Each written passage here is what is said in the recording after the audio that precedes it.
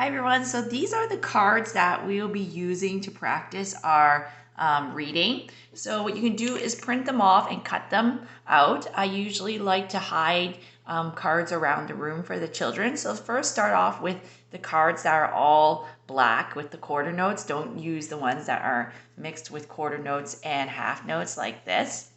We'll be doing these ones later on.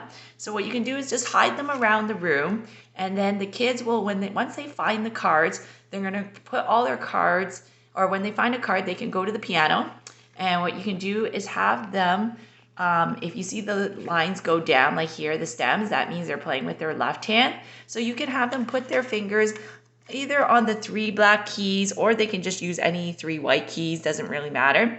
But they're going to say the finger numbers as they play it. So the goal is to keep their eyes on the music the whole time. You can point to them if you want, or if they don't need the pointing, they can read it along. But what you'll have them do is just say the numbers while they play it. So they'll go 3, 2, 3, 2. Once they finish that, you can turn the card around, and what you want them to do is start to work on their musical memory, and their muscle memory. So you'll just ask them to play it again, but this time looking at their hands to check if their hand position is in the right form, and they're playing on the tips and their fingers around it. So they will do it again, saying the numbers out loud by memory. 3, 2, 3, 2.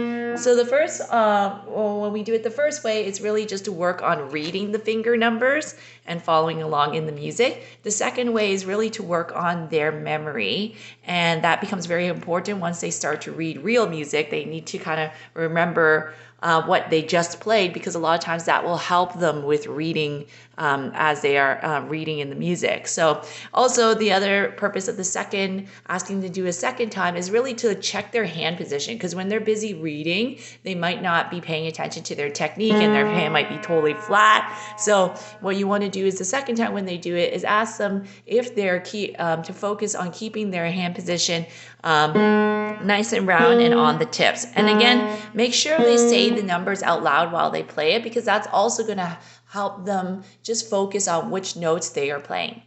Have fun.